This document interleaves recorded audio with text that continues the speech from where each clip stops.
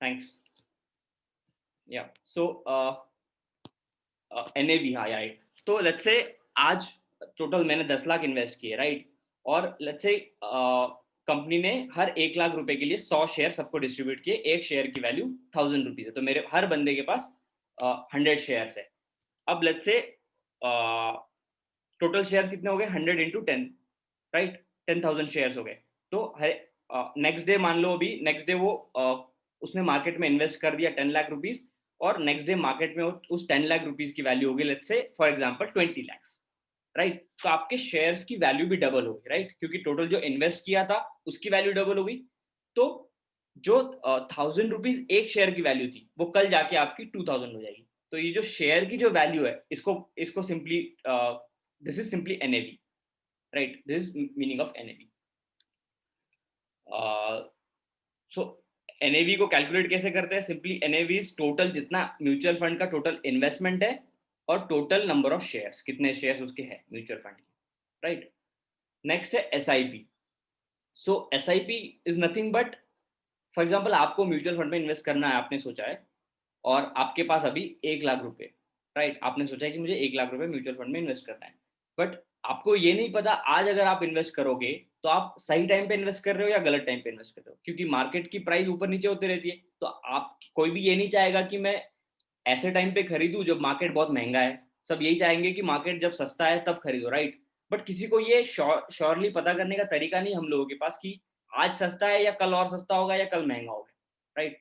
तो SIP एक बहुत अच्छा टूल है इसके लिए कि आप हर मंथ खरीदो, ताकि जब सस्ता है आप तब भी खरीदोगे, जब महंगा है तब भी खरीदोगे।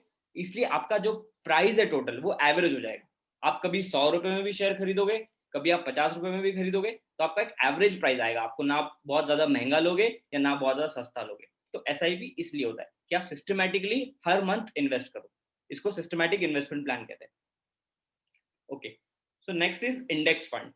इंडेक्स फंड उन लोगों के लिए है, बेसिकली इंडेक्स फंड का मतलब ये होता है कि जैसे मैंने अभी बताया, सेंसेक्स और निफ्टी दो तरह के इंडेक्स, दो तरह के बेंचमार्क है, राइट।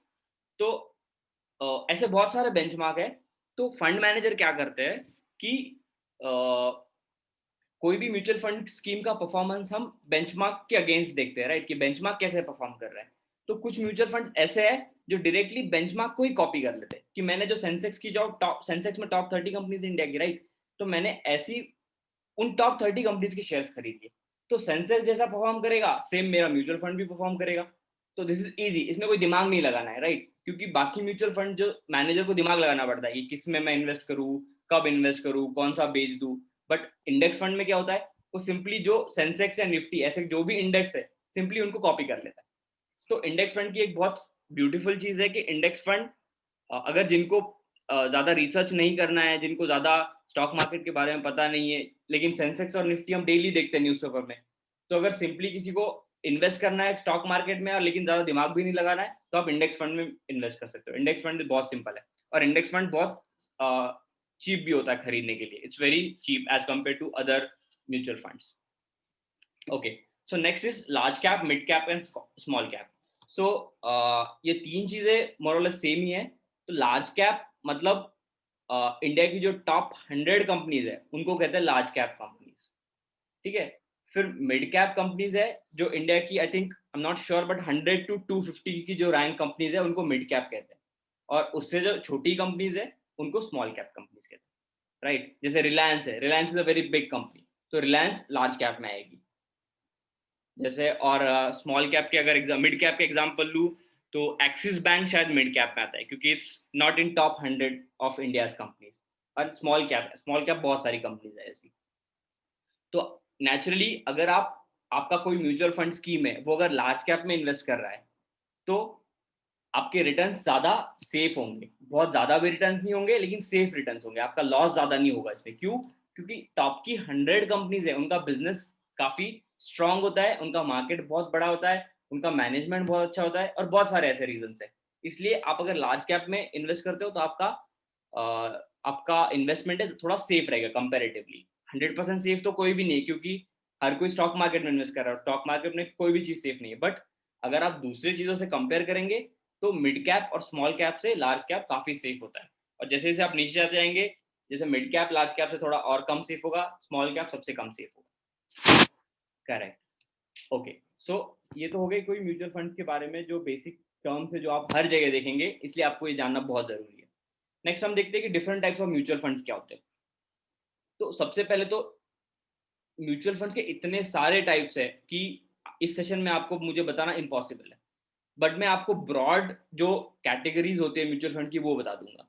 तो सबसे पहले म्यूचुअल फंड्स को कैटेगराइज किया जाता है बेस्ड ऑन मैच्योरिटी पीरियड, कि आप कितने टाइम तक इन्वेस्ट कर रहे हो।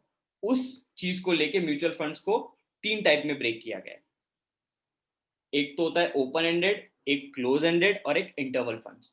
तो 90% ऑफ स्कीम्स जो आप मार्केट में देखेंगे वो होंगी ओपन एंडेड, ठीक है।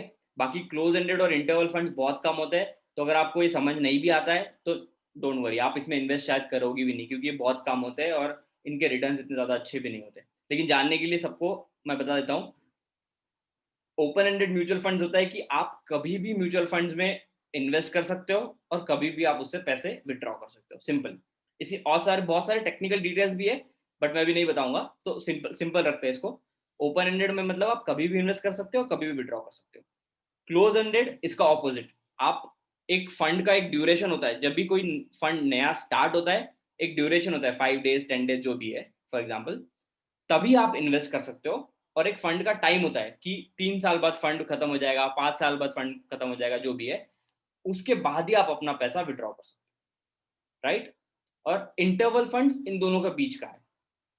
तो कुछ फंड्स ऐसे होते हैं जो कुछ स्पेसिफिक ड्यूरेशंस में आपको इन्वेस्ट करने के लिए अलाउ करेंगे। फॉर एग्जांपल एवरी मंथ, आप every month 1st to 5th of every month आप इन्वेस्ट कर सकते हो, और एवरी मंथ आप 15 to 20th आप विड्रॉ कर सकते हो, ऐसा कोई भी डेट, मैं एग्जांपल ले रहा हूँ।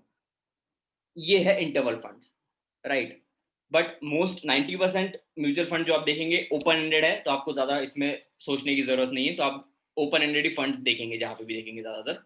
नेक्स्ट बहुत इंपॉर्टेंट है बेस्ड ऑन इन्वेस्टमेंट टाइप। तो आपके जो पैसे म्यूचुअल फंड मैनेजर कहाँ इन्वेस्ट कर रहा है उसके अकॉर्डिंग म्यूचुअल फंड्स के डिफरेंट टाइप्स होते हैं, राइट। तो ब्रॉड कैटेगरी हम देखेंगे तो तीन कैटेगरी होती है, इक्विटी, डेट और हाइब्रिड। इक्विटी का मतलब मैंने आपको जस्ट बताया कि इक्विटी शेयर्स वो होते हैं जो सॉरी इक्विटी फंड्स वो होते हैं जो स्टॉक शेयर्स में इन्वेस्ट करेंगे किसी कंपनीज के। फॉर एग्जांपल रिलायंस के शेयर्स में इन्वेस्ट कर दिया, टाटा मोटर्स के शेयर्स में इन्वेस्ट कर दिया, एटसेट्रा, राइट। तो ऐसे म्यूचुअल फंड जो आपके पैसों को शेयर्स में इन्वेस्ट करेंगे सिंपली, वो है इक्विटी फंड्स। ओके। नेक्स्ट है डेट फंड। डेट फंड क्या है? जैसे डेट मैंने लास्ट टाइम बताया, डेट क्या होता है, कोई भी कंपनी या गवर्नमेंट भी उनको अगर पैसा चाहिए होता है तो वो बॉन्ड इशू करते हैं। बॉन्ड मतलब फॉर एग्जांपल एफडी जैसा है आपका बैंक का, तो गवर्नमेंट एक एफडी इशू करेगा जिसपे उसका इंटरेस्ट रेट लिखा होगा, उसको सिंपली बॉन्ड बॉन्ड कहते हैं। तो ऐसे कंपनीज भी अपने एफडी इशू करते हैं, उनको डेट कहते हैं, राइट। डेट मतलब सिंपली लोन, जो कंपनी या गवर्नमेंट लोन लेती है लोगों से, उसको कहते हैं डेट। तो उसका भी इंटरेस्ट रेट होता है एक फिक्स, और ये भी मार्केट में ट्रेड करते हैं, इसकी भी प्राइजेस कम ज्यादा होती रहती है, राइट। ये भी शेयर्स की तरह मार्केट में ट्रेड करता है। तो ऐसे म्यूचुअल फंड्स जो ऐसे डेट सिक्योरिटीज में, मतलब कंपनीज या गवर्नमेंट के एफडीज में जो इन्वेस्ट करते हैं, लोन में जो इन्वेस्ट करते हैं, उनको कहते हैं debt mutual funds, right. For example जैसे आप देखेंगे, this is not right, but for example Reliance है। अब रिलायंस को अगर कुछ पैसे चाहिए किसी प्रोजेक्ट के लिए, तो रिलायंस क्या करेगा, बैंक से लोन ना लेके हम लोगों से लोन लेगा और हम लोगों को एक एफडी की तरह इंटरेस्ट देता रहेगा हर साल, तो उसको कहते हैं डेट, राइट, बॉन्ड्स। तो कुछ म्यूचुअल फंड ऐसे बॉन्ड्स को भी खरीदते हैं, उसको कहते हैं डेट म्यूचुअल फंड्स, सिंपल। और हाइब्रिड, हाइब्रिड मतलब इन दोनों का मिक्स। तो कुछ म्यूचुअल फंड ऐसे होते हैं जो कुछ पैसा, फॉर एग्जांपल आपने 1 लाख इन्वेस्ट किया, तो आपके 70,000 रुपए इक्विटी में डालेंगे, 30,000 रुपए डेट में डालेंगे, या तो 10,000 रुपए इक्विटी में डालेंगे, 90,000 डेट में डालेंगे। हर म्यूचुअल फंड का अलग अलग एक प्रोपोर्शन होता है हाइब्रिड में। तो ये हो गया हाइब्रिड म्यूचुअल फंड। ओके, तो अभी हमने बस बेसिक डेफिनेशन समझ लिए। अब नेक्स्ट देखते हैं कि एक एग्जांपल के थ्रू कि म्यूचुअल फंड में क्या क्या चीजें होती है, डिफरेंट टर्म्स क्या क्या होती है। आप कोई भी म्यूचुअल फंड का स्कीम देखेंगे या आपके पास जब डॉक्यूमेंट आएगा तो उसमें बहुत सारी चीजें लिखी होंगी। हर एक चीज इंपॉर्टेंट नहीं है, लेकिन मोस्ट ऑफ द चीजें अगर आपको पता है तो आप अच्छे से डिसीजन ले सकते हो, राइट। तो हम लाइन बाय लाइन देखते हैं। सबसे पहले होता है इन्वेस्टमेंट ऑब्जेक्टिव। तो कोई भी म्यूचुअल फंड का एक ऑब्जेक्टिव होता है, जैसे मैंने बताया कि कुछ म्यूचुअल फंड इक्विटी में इन्वेस्ट करते हैं, कुछ म्यूचुअल फंड डेट में इन्वेस्ट करते हैं, कुछ म्यूचुअल फंड दोनों में इन्वेस्ट करते हैं, राइट। तो हर एक जगह पे इन्वेस्ट करने का एक ऑब्जेक्टिव होता है। जैसे इस म्यूचुअल फंड का देखते हैं, the investment objective of this scheme is to generate capital appreciation from diversified portfolio of equity and equity related securities. तो इसका मतलब है इस म्यूचुअल फंड का ऑब्जेक्टिव है आपके पैसों का ग्रोथ करना, simple.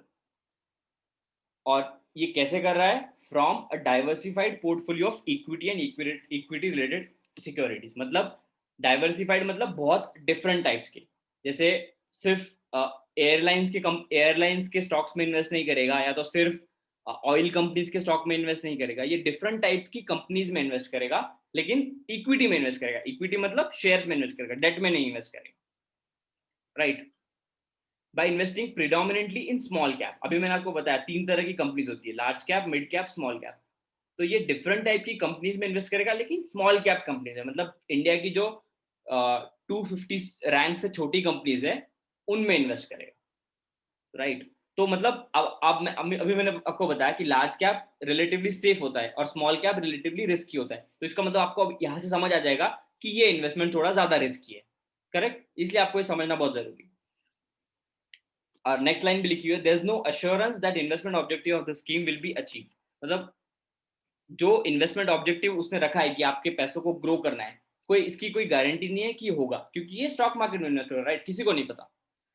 Okay, next type of scheme, this is an open ended equity growth scheme. तो अभी मैंने आपको बताया 3 टाइप के होते हैं, ओपन एंडेड, क्लोज एंडेड और इंटरवल। तो दिस इज ओपन एंडेड, मतलब आप इसमें कभी भी इन्वेस्ट कर सकते हो और कभी भी विड्रॉ कर सकते हो, इसका कोई फिक्स टाइम नहीं है, राइट।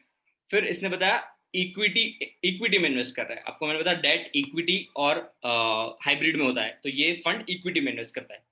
और ग्रोथ स्कीम, ठीक है, मैं ग्रोथ इसके बारे में बाद में बताता हूँ, अभी के लिए इसको इग्नोर कर दो, ठीक है। फिर बेंचमार्क, अभी मैंने आपको बताया कि डिफरेंट बेंचमार्क्स होते हैं कि उस म्यूचुअल फंड का परफॉर्मेंस आप कैसे देखोगे कि म्यूचुअल फंड अच्छा परफॉर्म कर रहा है या बुरा परफॉर्म कर रहा है।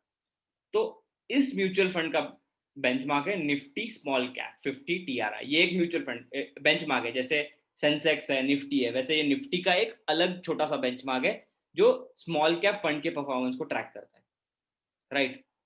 फिर इसका एक फंड मैनेजर है मिस्टर पंकज टिबरेवाल, और इसकी अलॉटमेंट डेट है February 24, 2005। इसका मतलब है ये फंड 2005 से चल रहा है, तो इसको देख के आप समझ सकते हो कि फंड काफी पुराना है, राइट। तो जितना पुराना फंड होगा उतना एक्सपीरियंस्ड होगा, उसका मैनेजर भी उतना एक्सपीरियंस्ड होगा, तो उसने डिफरेंट टाइम्स में इन्वेस्ट किया, तो उसको पता है अगर ये लॉन्ग टर्म में ये फंड अगर अच्छा रिटर्न दे रहा है तो इसका मतलब है कि ये फंड अच्छा है, क्योंकि बहुत टाइम से चल रहा है फंड, राइट। हम कंपनीज के बारे में भी ऐसे ही देखते हैं ना कि कोई कंपनी अगर बहुत ओल्ड है तो अच्छी कंपनी है, कोई कंपनी अगर रिसेंटली स्टार्ट हुई तो हमको पता नहीं कैसी होगी, कि रिस्की है। Same thing with mutual funds. Okay, next है प्लान ऑप्शंस। तो प्लान, इसमें 2 तरह के ऑप्शंस है, रेगुलर एंड डायरेक्ट। तो मैंने आपको लास्ट सेशन में बताया था कि हमेशा डायरेक्ट प्लान में इन्वेस्ट करना है। रेगुलर प्लान वो होता है जो आपको किसी ब्रोकर या किसी मिडल मैन के थ्रू आपको मिलते हैं। फॉर एग्जाम्पल आपने आईसीआईसीआई डायरेक्ट आपका अकाउंट है, डीमैट अकाउंट, उसके थ्रू अगर आपने म्यूचुअल फंड खरीदे हैं तो आपको हमेशा रेगुलर प्लान देगा, क्योंकि उसका भी एक बीच में कमीशन होता है, राइट।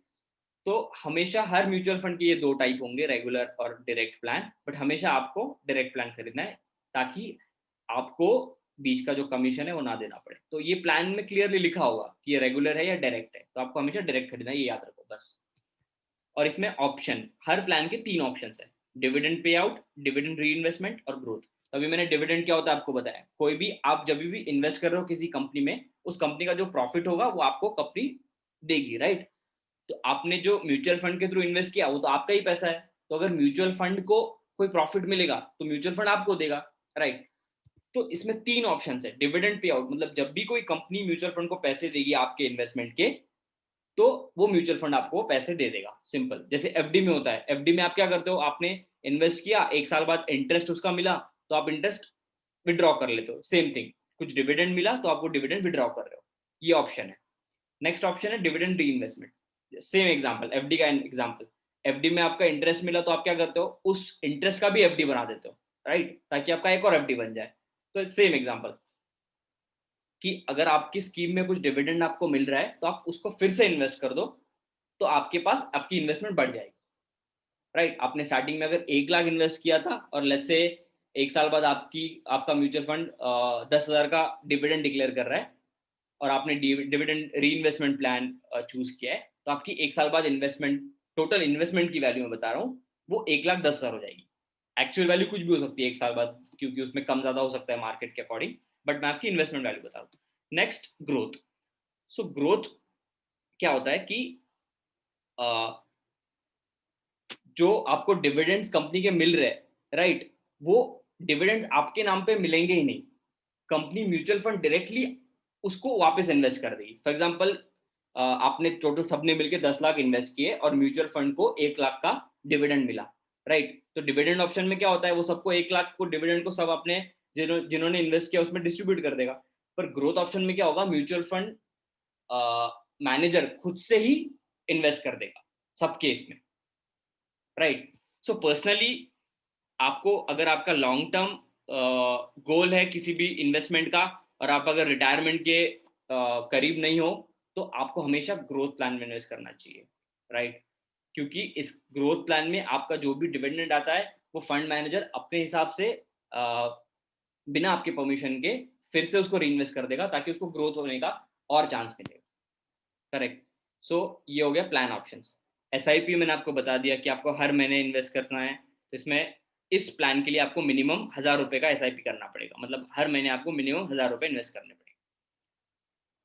फिर मिनिमम इनिशियल इन्वेस्टमेंट, ये तो सिंपल है, आप पढ़ सकते हो। नेक्स्ट है लोड स्ट्रक्चर। लोड स्ट्रक्चर होता है कि, विलास, हाँ रघु, एक क्वेश्चन है यार, ये जैसे तीनों ऑप्शंस है अपने पास, तो तीनों ऑप्शन इंडिविजुअली चलेंगे तो ऐसे, जैसे ग्रोथ में जो है कि ग्रोथ ऑप्शन में ज्यादा वैल्यू होगा, तो हिस्टोरिकली सारे स्कीम्स में सिमिलर अगर वो रहा फंड का अलॉटमेंट, तो ग्रोथ ऑप्शन में ज्यादा वैल्यू बेनिफिट होता है क्या? और ये करेक्ट तीनों अलग अलग स्कीम्स होते हैं क्या? Correct correct. हर म्यूचुअल फंड का जो प्लान होता है, एक तो रेगुलर होगा और डायरेक्ट होगा, और रेगुलर में भी डिविडेंड प्लान होगा और ग्रोथ प्लान होगा, ऐसे। तो टोटल हर स्कीम के 4 ऑप्शन होंगे। ओके। एंड मोस्टली हिस्टोरिकली देखा है कि ग्रोथ प्लान में ज्यादा वैल्यू बेनिफिट होता है। करेक्ट, एग्जैक्टली, क्योंकि उसमें कंपाउंडिंग इफेक्ट जो मैंने बताया था फर्स्ट सेशन में, वो वर्क करता है। क्योंकि ओके। आपके जो डिविडेंड्स है उस पे भी आपको ग्रोथ मिलेगा। अगर आप डिविडेंड निकाल लोगे तो आपका जो इनिशियल इन्वेस्टमेंट है बस उसी का ग्रोथ होगा, ओके। करेक्ट। सो नेक्स्ट देखते हैं कि लोड स्ट्रक्चर क्या होता है। सो लोड स्ट्रक्चर मतलब, अब म्यूचुअल फंड कंपनी फ्री में तो नहीं चला रहा है, राइट। उसका भी कुछ प्रॉफिट होना चाहिए कंपनी का, वहां पे भी लोग काम कर रहे हैं, उनकी सैलरीज है, उनका कंप्यूटर्स का मेंटेनेंस है, उनका नेटवर्क का मेंटेनेंस है, वो सब चीज़ें, उनको भी फीस देना पड़ता है, गवर्नमेंट को टैक्स देना पड़ता है, तो वो सब चीज़ें है, तो उसका पैसा तो इसका पैसा भी वो आप जब इन्वेस्ट कर रहे हो, जस्ट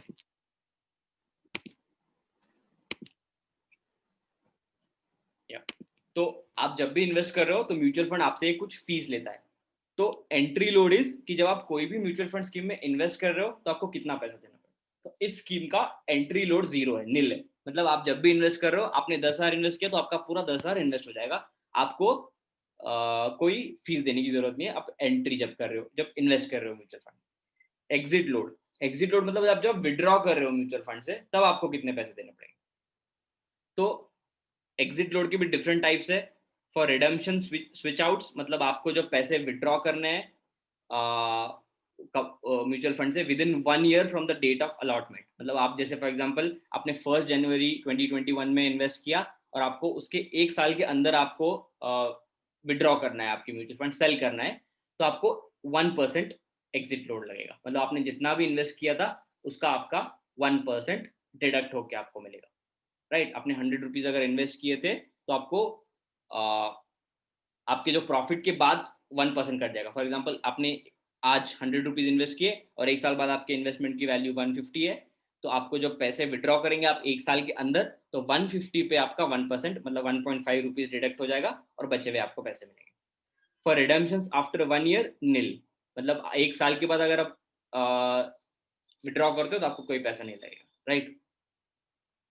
और units issued on reinvestments of dividend shall not be subject to entry and exit load. मतलब आप डिविडेंड को जो रीइन्वेस्ट कर रहे हो उसके लिए आपको जो एक्स्ट्रा यूनिट्स मिलेंगे, उसको उस पे आपको कोई भी एंट्री और एग्जिट लोड नहीं लगेगा। जो आपने ओरिजिनल जो इन्वेस्ट किया था बस उसी पे आपको एग्जिट लोड लगेगा, एंट्री लोड तो इसमें है ही नहीं। करेक्ट।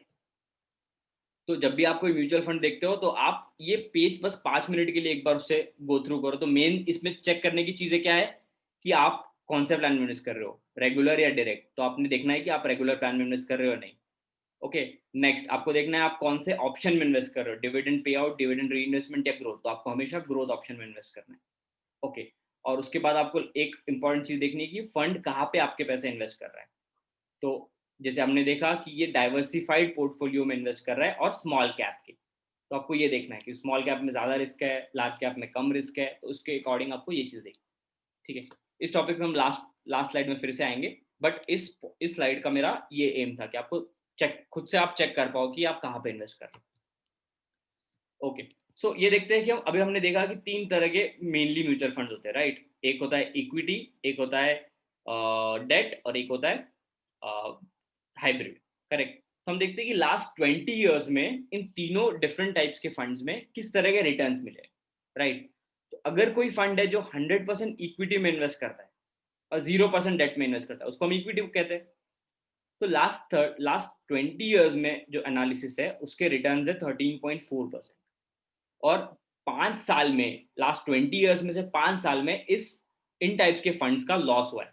मतलब फॉर एग्जाम्पल ऐसा कोई साल होगा जब आपने उसके साल के स्टार्टिंग में कुछ इन्वेस्ट किया है और साल के एंड में आपका उससे कम अमाउंट, फॉर एग्जांपल आपने साल के स्टार्टिंग में 1 लाख रुपए इन्वेस्ट किया है और साल के एंड में आपका 1 लाख से कम होगा। ऐसे 5 बार हुआ होगा इस फंड के, क्योंकि हाई रिस्क है पर इसमें ग्रोथ भी आपका बहुत ज्यादा होगा, क्योंकि आप देख रहे हो इसमें रिटर्न भी बहुत ज्यादा है, राइट। तो अब जैसे जैसे देखो स्टॉक को कम करते जाओगे 100 से 90, 80, 70, 60, 50, और डेट को बढ़ाते जाओगे 10, 20, लास्ट में जब देखोगे कि स्टॉक का 0 हो गया और 100% डेट हो गया, तो ये लास्ट वाला जो है ये 100% डेट है और बीच का जो है ये हाइब्रिड है सब, राइट।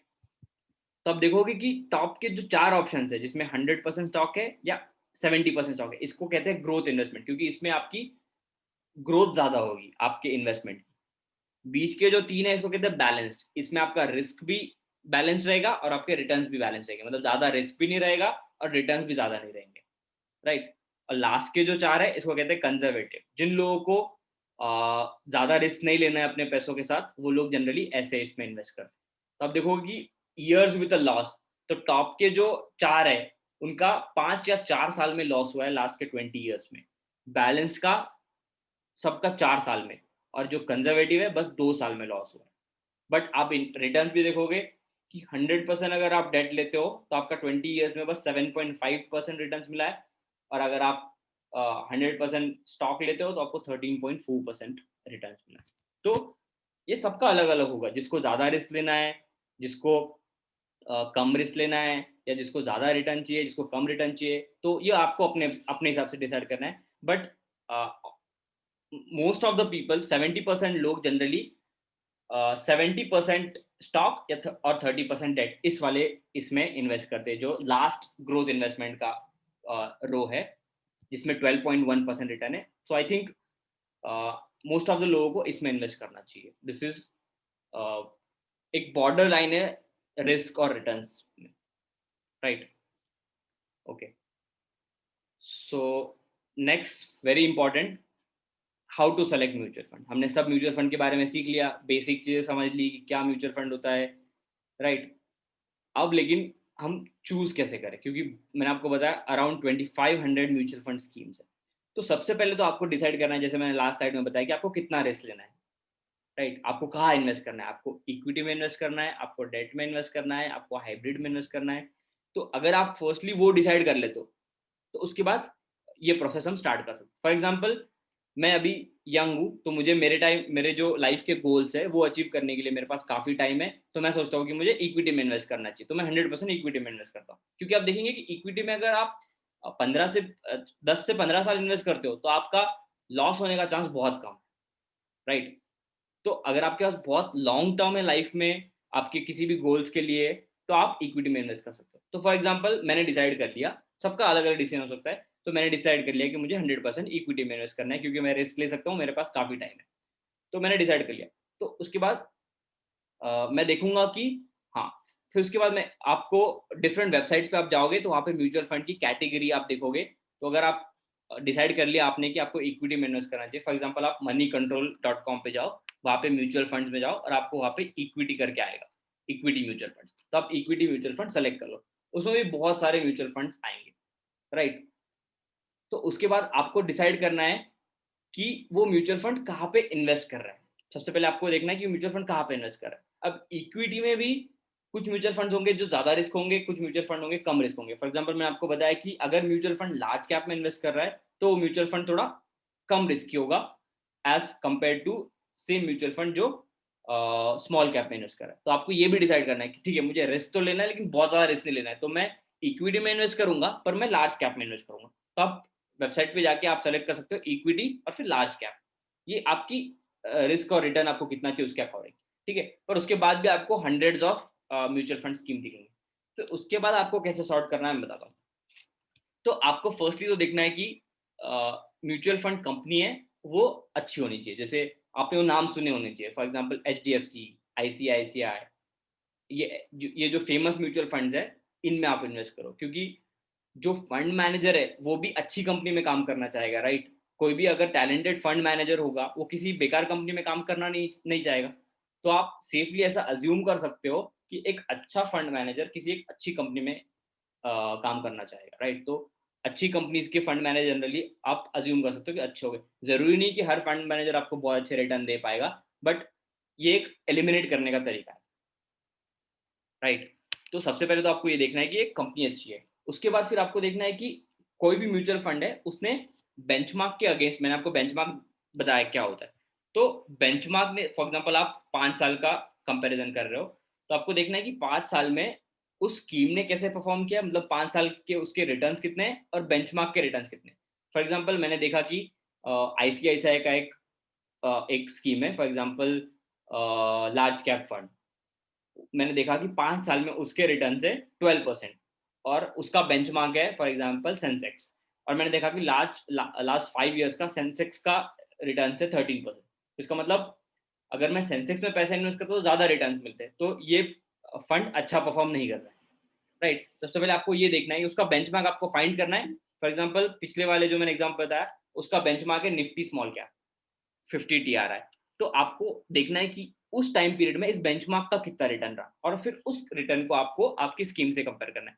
जो भी फंड बेंचमार्क से कम रिटर्न देता है it's not a good fund, right. क्योंकि आप उसको पैसे दे रहे हो इन्वेस्ट करने के, उससे अच्छा आप बेंचमार्क में इन्वेस्ट कर देते। बेंचमार्क में इन्वेस्ट करना इज वेरी चीप, उसमें क्योंकि दिमाग नहीं लगाना पड़ता ना, बेंचमार्क तो ऑलरेडी बना हुआ है, करेक्ट। तो अगर वो बेंचमार्क से भी ज्यादा रिटर्न नहीं दे पा रहा तो क्या मतलब है। नेक्स्ट है आपको देखना है कि परफॉर्मेंस अगेंस्ट कैटेगरी। तो हर म्यूचुअल फंड की कैटेगरी होती है, राइट। उस कैटेगरी में आपको देखने को मिलेगा कि 25-30 म्यूचुअल फंड होंगे। तो आपको देखना है कि उस कैटेगरी में ये कहाँ पे लाई करता है, क्या ये टॉप 5 में है, टॉप 10 में है, या बॉटम टॉप 10 में है, या बॉटम, आपको जो भी है वो देखना है। वो आपको मनी कंट्रोल वेबसाइट पे आप जाओगे तो आपको क्लियरली वहां पे दिखा देगा कि उस कैटेगरी में इस म्यूचुअल फंड का कैसा परफॉर्मेंस है, right. Third very important thing, कुछ म्यूचुअल फंड ऐसे होंगे कि लास्ट 1 ईयर में उसका 50% रिटर्न होगा, लेकिन आप देखोगे कि लास्ट 3 इयर्स, 5 इयर्स, 10 इयर्स में उसके बहुत पुअर रिटर्न होंगे। तो ऐसे म्यूचुअल फंड में आप इन्वेस्ट कभी नहीं करना चाहिए। ऐसे म्यूचुअल फंड होने चाहिए जिसका कंसिस्टेंसी हो, चाहे एक साल में बहुत ज्यादा ना हो, एक साल में 11% हो, लेकिन 3 साल में भी 11% हो, 5 साल में भी 11% हो। तो consistency of performance very important, सबसे important thing is consistency of performance, right. Next is fund manager profile. मैंने आपको जैसे बताया कि अच्छी म्यूचुअल फंड कंपनी में आप देखोगे तो अच्छे मैनेजर होंगे, पर जरूरी नहीं कि हर मैनेजर अच्छा हो, राइट। तो आपको फंड मैनेजर का एक प्रोफाइल भी आपको क्विक चेक करना चाहिए। आप जस्ट देखो, जैसे फॉर एग्जांपल इस एग्जांपल में हमने देखा था कि mister Pankaj Tibrewal is the fund manager, right. तो मैं क्विक गूगल चेक कर सकता हूँ और मैं इसका एजुकेशनल बैकग्राउंड, इसका कितना एक्सपीरियंस है, ये सब चेक कर सकता हूँ, ताकि उससे मुझे समझ आए कि ये कितना कैपेबल हो सकता है, राइट। नेक्स्ट है AMC ट्रैक रिकॉर्ड। AMC मतलब कोई भी mutual fund company, HDFC, ICICI, ये सब। तो उसका ट्रैक रिकॉर्ड देखना है, मतलब इस एक तो कितना ओल्ड है, कितना रेप्यूटेड है, और आ, इस AMC के कितने फंड्स जनरली टॉप 10-15 में लाई करते हैं। ये इसको ट्रैक रिकॉर्ड आपको देखना है। ये भी आपको मनी कंट्रोल की वेबसाइट पे मिल जाएगा जब आप वहाँ पे चेक करोगे। और sixth very important expense ratio. जैसे मैंने आपको बताया कि कोई भी म्यूचुअल फंड फ्री में आपके लिए काम नहीं कर रहा है, तो एवरी म्यूचुअल फंड आपके इन्वेस्टमेंट में से कुछ पैसा हर साल डिडक्ट करेगा। इसको कहते हैं एक्सपेंस रेशो, जो आप उसके म्यूचुअल फंड के जो एक्सपेंसेस है उसको कवर करने के लिए। तो हर म्यूचुअल फंड का अलग होता है, तो ये भी चीज आपको बहुत इंपॉर्टेंट है चेक करना। फॉर एग्जांपल किसी म्यूचुअल फंड का अगर 1.5% एक्सपेंस रेशो है और किसी म्यूचुअल फंड का 3% एक्सपेंस रेशो है और बाकी सब चीजें अगर सेम है, तो आपको लो एक्सपेंस रेशो वाले म्यूचुअल फंड में लेना है ऑब्वियसली, राइट। बट आप एक्सपेंस रेशो, सिर्फ एक्सपेंस रेशो देख के कि इसका एक्सपेंस रेशो कम है तो मैं ले लूँ, ऐसा मत करो, क्योंकि एक्सपेंस रेशो लास्ट चीज है बट इंपॉर्टेंट चीज। सो सब चीजें डिसाइड करने के बाद अगर आपके पास फिर भी 2-3 फंड बचते हैं और आपको लगता है कि मोर और लेस इनका परफॉर्मेंस सेम है, बाकी चीजें सब सेम है, तो आप एक्सपेंस रेशो देख के डिसाइड कर सकते हो कि which one is better last के 2-3 में, राइट। ये तो मैंने बता दिया, but it's not very easy कि आप सब लोग ये कर पाओ, इसलिए बहुत सारे इन्वेस्टमेंट एडवाइजर्स होते हैं, क्योंकि इसमें थोड़ा सा टाइम लगता है और थोड़ा सा आपको इसमें सोचना भी पड़ेगा। इट्स नॉट कि एक एक बटन आपने प्रेस कर दिया मनी कंट्रोल में, आपको ये सब रिजल्ट्स मिल गए। बट आपके नॉलेज के लिए मैंने ये सब चीजें बता दी। बट इफ यू ट्राई, आप अगर 2-4 बार ट्राई करोगे तो it's not very difficult also. So या okay, let's move to the next. Okay, last session में भी मैंने ये स्लाइड बताया, बट सिंस हम म्यूचुअल फंड डिस्कस कर रहे हैं, सो आई थॉट कि वेरी रेलेवेंट है यहाँ पे भी। So I'm repeating this again. Do not invest through brokers, agents or distributors. कोई भी स्कीम आप ब्रोकर्स, एजेंट्स के थ्रू मत लो म्यूचुअल फंड्स की। म्यूचुअल फंड में इन्वेस्ट करने के लिए आपको ट्रेडिंग अकाउंट, डीमैट अकाउंट की कोई जरूरत नहीं होती। आप सिंपल आपके पेटीएम मनी ऐप से या जेरोदा ऐप से या ग्रो ऐप से, बहुत सारे ऐप से, उनसे डायरेक्टली आप डायरेक्ट म्यूचुअल फंड्स ले सकते हो। आपको आपके डीमैट अकाउंट से लेने की जरूरत नहीं है, क्योंकि वो रेगुलर ऑप्शंस होते हैं, right. Next, do not invest in more than 2 types of mutual funds of same type. जैसे मैं आपको बताया कि large cap, small cap, debt fund, ऐसे बहुत सारे डिफरेंट टाइप्स के म्यूचुअल फंड्स होंगे। तो बहुत लोग क्या करता है कि मैंने एक्सिस म्यूचुअल फंड का लार्ज कैप में इन्वेस्ट कर दिया और मैंने एचडीएफसी का भी लार्ज कैप में इन्वेस्ट कर दिया। बट लार्ज कैप में टोटल 100 शेयर्स ही है, तो इन दोनों के शेयर्स बहुत सारे कॉमन होंगे, तो आप दो जगह फीस क्यों दे रहे हो, राइट। तो किसी भी टाइप के, आपने अगर टाइप डिसाइड कर लिया है कि आपको किस टाइप के म्यूचुअल फंड में इन्वेस्ट करना है, तो उस टाइप के अगर आपको लगता है तो मैक्सिमम आप 2 करो, 2 से ज्यादा नेवर रिकमेंडेड। 2 से ज्यादा सेम टाइप के म्यूचुअल फंड में कभी भी इन्वेस्ट नहीं करना चाहिए, राइट। और invest in direct mutual funds, और you can invest in direct mutual funds through directly through mutual fund website और Paytm money app, right. Starting में मैंने एक ईएलएसएस चीज छोड़ दिया था, सो मैं बताता हूँ आपको ईएलएसएस क्या होता है। Sorry, yeah.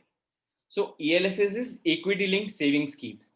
So ये भी एक टाइप का म्यूचुअल फंड है, कोई डिफरेंस नहीं है। बहुत बस गवर्नमेंट ऑफ इंडिया ने क्या किया है कि लोगों को म्यूचुअल फंड्स में इन्वेस्ट करवाने के लिए एक ELSS नाम का म्यूचुअल फंड डिक्लेयर किया है, जिसमें आपको जो आप इन्वेस्ट कर रहे हो अमाउंट, वो आपका टैक्स फ्री हो जाएगा।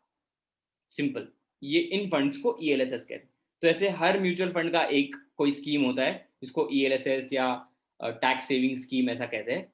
बट जो भी लोग अभी इन्वेस्ट करना म्यूचुअल फंड में स्टार्ट कर रहे हैं, आई वुड रेकमेंड कि वो लोग ELSS में करें, क्योंकि ELSS में आपके ELSS के रिटर्न्स भी अच्छे होते हैं, और सेकंड मोस्ट इंपॉर्टेंट बेनिफिट है, आपको उतने इन्वेस्टमेंट पे अप टू 1.5 लाख मैक्सिमम आपको कोई टैक्स नहीं देना पड़ेगा। तो अगर आप आफ्टर टैक्स रिटर्न कंसिडर करोगे तो ELSS का रिटर्न काफी ज्यादा अच्छा होता है, राइट। जिन लोगों का म्यूचुअल फंड में कोई भी इन्वेस्टमेंट नहीं है और जो स्टार्ट करना चाहते हैं, आई वुड रिकमेंड कि वो लोग ELSS में इन्वेस्ट करें। ELSS काफी अच्छा प्रोडक्ट है। Okay, I think that's it from my side. Any questions?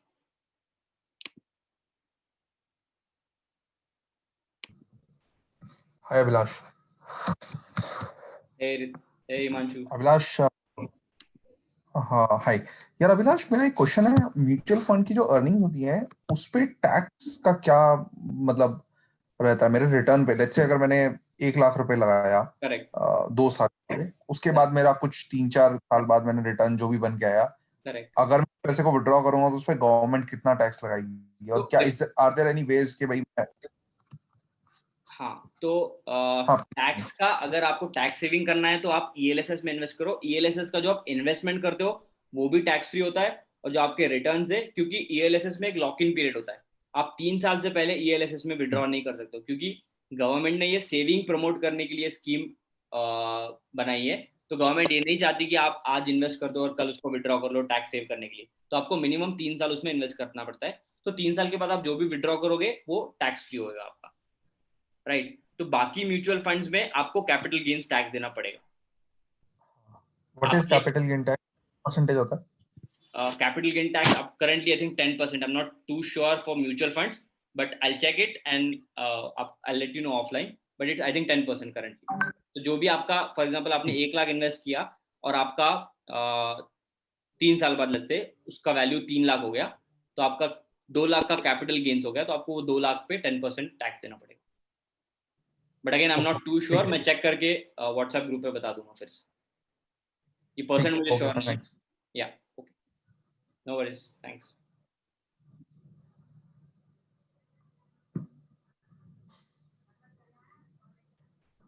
Any other questions?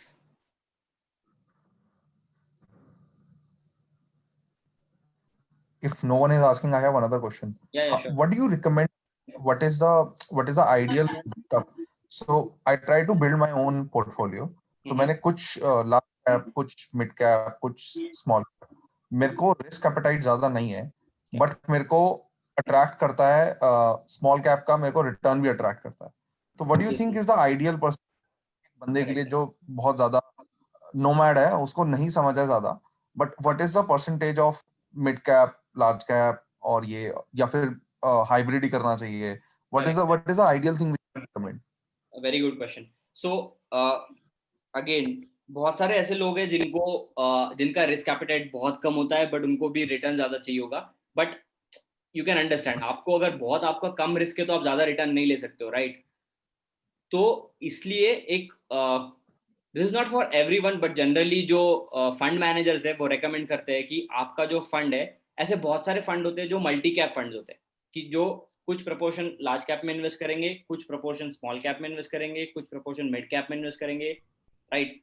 तो जनरली ऐसा रिकमेंडेड होता है कि आपको अगर रिस्क और रिटर्न्स के बीच में रहना है, ज्यादा रिस्क भी नहीं लेना है और कम रिस्क भी नहीं लेना है, तो अगर आपको बीच में रहना है तो आप 50-30-20 ये फॉर्मूला होता है। 50% large cap, 30% small cap, 20% mid cap, इसमें आप इन्वेस्ट कर सकते हो। ऐसे स्कीम्स जो 50-30-20 में इन्वेस्ट करते हैं उसमें आप इन्वेस्ट कर सकते हो। बट अगेन जहाँ पे भी स्मॉल कैप आ गया वहाँ पे रिस्क काफी ज्यादा बढ़ जाएगा, तो आपके नॉर्मल फंड से आपका रिस्क थोड़ा ज्यादा होगा। बट अगेन अगर आपके पास टाइम ज्यादा है, आपके गोल्स के लिए आप जिस भी चीज के लिए इन्वेस्ट कर रहे हो, अगर आपके लिए उसके पास टाइम काफी है, तो लॉन्ग टर्म में इसका कोई ज्यादा आपको इशू नहीं होना चाहिए, मतलब ज्यादा नुकसान नहीं होगा।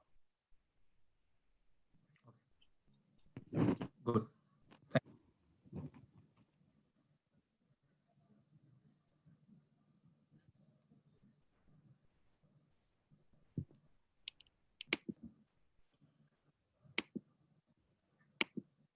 Any more questions?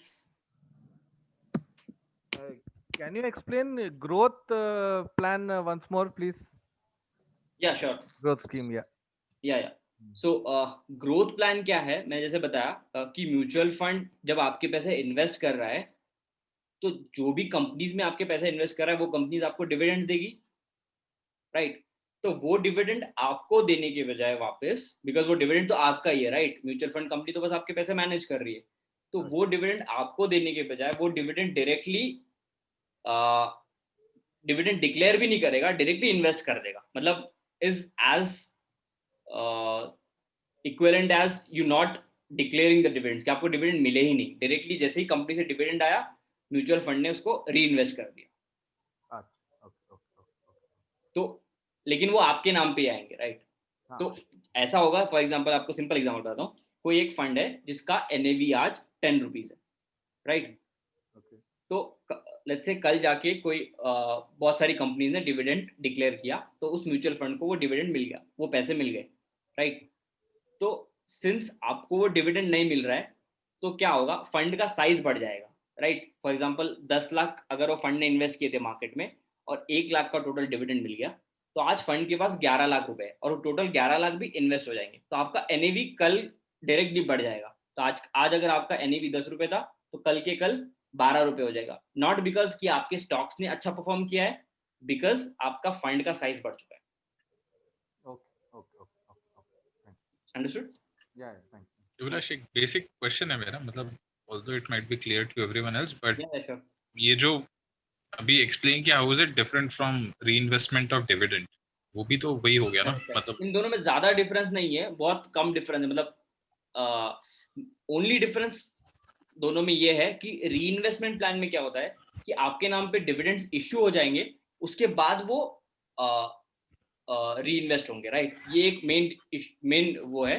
और सेकंड एक इम्पॉर्टेंट डिफरेंस ये है कि इंडिया में कोई भी कंपनी अगर डिविडेंड इशू करती है तो जिसको डिविडेंड मिलता है, राइट, फॉर एग्जांपल रिलायंस ने डिविडेंड इशू किया और आप रिलायंस के शेयर होल्डर हो, तो जब आपको डिविडेंड मिलता है तो आपको एक डिविडेंड डिस्ट्रीब्यूशन टैक्स देना पड़ता है, क्योंकि एक अर्निंग है, राइट, वो आपकी is part of your income. तो जब भी आपको डिविडेंड मिलता है तो आपको पहले एक टैक्स देना पड़ेगा और फिर वो टैक्स कटने के बाद आपका डिविडेंड रीइन्वेस्ट होगा.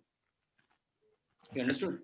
For example mutual fund company को 10 लाख का इन्वेस्ट किया था, उसको 1 लाख का डिविडेंड मिला है, तो 1 लाख आपके नाम पे डिविडेंड मिलेगा, फिर उस पर एक कुछ टैक्स कटेगा. फॉर एग्जांपल एग्जैक्ट टैक्स कुछ 28.3% होता है, पर फॉर सिंपल एग्जांपल हम 10% टैक्स मानते हैं, राइट? 1 लाख का डिविडेंड है, उस पर 10% टैक्स डिडक्ट हो गया, तो फिर 90,000 फंड में इन्वेस्ट होगा. तो अभी फंड की टोटल साइज 10,90,000 होगी, और अगर आप वही ग्रोथ फंड लेते हो तो आपका फंड की साइज हो जाएगी 11 लाख. तो ये छोटा difference. okay.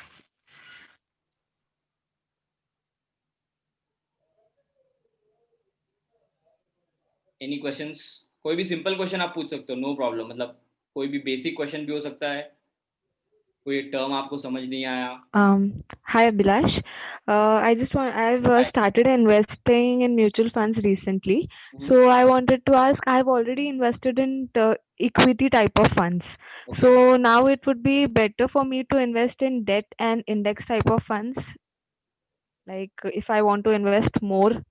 So yeah, good question. It totally depends on कि आपके गोल्स के लिए या आपको मैं गोल्स क्यों बार बार बोल रहा हूँ, क्योंकि बहुत सारे ऐसे लोग होते हैं जिनके पास, लेट्स से मेरे पास आज 1 लाख रुपए मेरे अकाउंट में है, I want to invest, but मुझे वो पैसे 1 साल बाद चाहिए होंगे, राइट? अगर मुझे ऐसा पता है कि मुझे सिर्फ 1 साल के लिए इन्वेस्ट करना है, तो आपको आपका गोल पता होना चाहिए कि अगर आपको 1 साल बाद चाहिए तो आपके पास बहुत कम टाइम है, तो उस कम टाइम के लिए आप इक्विटी में कभी भी इन्वेस्ट मत करो. क्योंकि मैंने आपको एग्जांपल में बताया कि इक्विटी फंड्स लास्ट 20 साल में से ऐसे 5 साल हुए हैं कि उन्होंने नेगेटिव रिटर्न दिया है. तो क्या पता जब आप 1 साल के लिए इन्वेस्ट कर रहे हो वही 1 साल हो 20 साल में, तो आप 1 लाख इन्वेस्ट करो और आपको 1 साल के बाद 90,000 मिले, आप तो ये नहीं चाहोगे ना. तो अगर आपका टाइम होराइजन बहुत कम है तो आप इक्विटी में इन्वेस्ट मत करो, राइट? First thing. और सेकेंड थिंग, अगर आपको ऑलरेडी आप इक्विटी में इन्वेस्ट कर चुके हो और आपको लगता है कि आपको थोड़ा आपका रिस्क कम करना है, क्योंकि इक्विटी बहुत वोलेटाइल है, ऊपर नीचे होता रहेगा बहुत ज्यादा, तो अगर आपको लगता है कि आपको थोड़ा रिस्क कम करना चाहिए तो आप थोड़ा डेट में इन्वेस्ट कर सकते हो. बट अगेन डेट में अगर आप लॉन्ग टर्म इन्वेस्ट कर रहे हो तो आपको रिटर्न्स अच्छे नहीं मिलेंगे. तो अगर शॉर्ट टर्म के लिए अगर आपको इन्वेस्ट करना है तो आप डेट में इन्वेस्ट करो, बट लॉन्ग टर्म के लिए equity is always good. Okay, got it. Thank you. और इंडेक्स फंड्स वो है, इंडेक्स फंड आपको सिंपल, जिनको ज्यादा सोचना नहीं है, ज्यादा ट्रैक करना नहीं है कि मेरा फंड अभी कैसे परफॉर्म कर रहा है, क्या कर रहा है, तो आप सिंपली इंडेक्स फंड में इन्वेस्ट कर सकते हो. और इंडेक्स फंड का कॉस्ट भी जो मैंने आपको बताया था बहुत कम होता है, तो index fund is good option. But वही है, इंडेक्स फंड आपका इंडेक्स के अकॉर्डिंग रिटर्न देगा. जनरली म्यूचुअल फंड्स क्या ट्राई करते हैं कि इंडेक्स के ऊपर रिटर्न दे कुछ. अगर इंडेक्स ने लास्ट 5 साल में 10% रिटर्न दिया है तो म्यूचुअल फंड ट्राई करेंगे कि मेरा 12% रिटर्न. तो एक फॉलोअप क्वेश्चन है, मैं म्यूचुअल फंड में इसलिए इन्वेस्ट करता हूँ, मेरे को रिस्क डाइवर्सिफाई करना है एंड जो भी है रिटर्न मेरे को मिलना चाहिए compare to equity, right? Correct. But जो डेट फंड्स हो गया मेरा म्यूचुअल फंड वाला, उसमें एनीवे वो बॉन्ड्स में इन्वेस्ट कर रहे हैं, बॉन्ड्स तो are anyway safer only, no, तो why should I not invest directly into bonds and ये correct. Very good question. So bonds में भी first of all let me correct कि बॉन्ड्स 100% सेफ नहीं है. बॉन्ड्स बेसिकली क्या है कि कोई कंपनी ने आपसे लोन लिया है, राइट? तो कोई भी कंपनी ऐसा हो सकता है कि कल बंद हो जाए, किंगफिशर फॉर एग्जांपल, राइट? आपको नहीं पता कि कोई कंपनी कब बंद हो जाएगी, तो 100% सेफ नहीं है. बट अग्री कि इक्विटी से बॉन्ड डेट मार्केट, बहुत डेट फंड्स काफी सेफ है. So that okay, but your question कि हम डायरेक्टली डेट में क्यों इन्वेस्ट ना करें, कि आप किसी एक फंड में किसी एक कंपनी के डेट में इन्वेस्ट करो और वही कंपनी डिफॉल्ट कर जाए तो आपको ये पता नहीं है, राइट? और आपके पास इतना टाइम और एनर्जी नहीं है कि आप रेगुलरली चेक करते रहो और आपको अगर लग रहा है कि ये कंपनी अच्छा परफॉर्म नहीं कर रही, ये कंपनी बंद हो सकती है, तो उसका डेट फंड में से आप विड्रॉ कर लोगे, किसी और में इन्वेस्ट करोगे, इसके लिए आपको बहुत टाइम और एनर्जी चाहिए होता है। तो इसीलिए आपने अपना ये जॉब म्यूचुअल फंड को दे दिया, जहाँ पे एक मैनेजर बैठा हुआ है जिसको ये सब चीजें पता है और उसका डेली जॉब यही है कि ट्रैक करना है कि कोई अगर फंड अच्छा परफॉर्म नहीं कर रहा है तो स्टॉक्स निकाल के किसी और में इन्वेस्ट कर दो, या कोई डेट फंड अच्छा परफॉर्म नहीं कर रहा है तो बॉन्ड में से इन्वेस्ट हटा के किसी और बॉन्ड में इन्वेस्ट कर दो। सो you're just like giving the expert your money and saying do whatever you want to do. Yeah.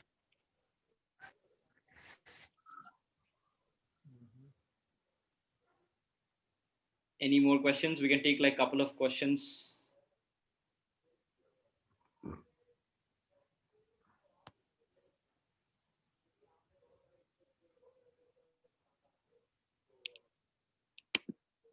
No more questions? Just one question again related to that growth and dividend reinvestment. Yeah.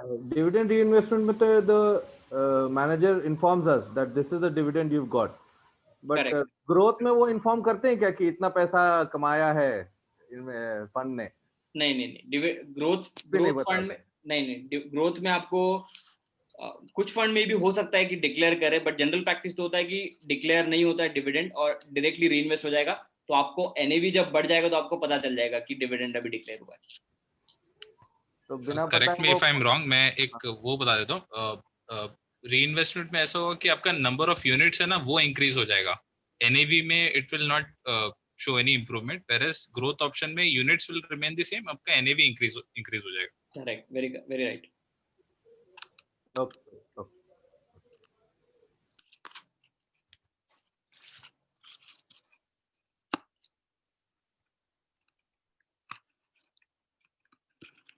But generally you should always invest in growth funds.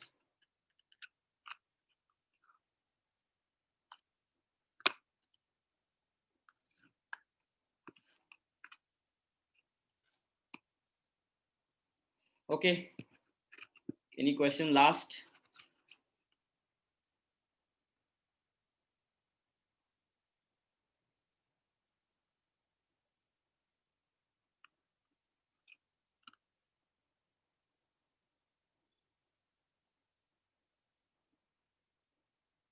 O sorry, chat में भी question है, मैंने देखा नहीं।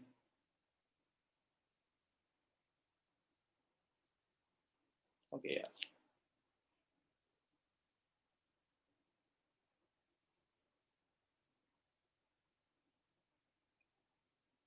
Okay, अगर कोई question नहीं है तो we can end the session. Cool, thank you everyone for attending, nice discussing with you, thank you, bye bye. Thanks. Thanks, Abhilash. Thank you.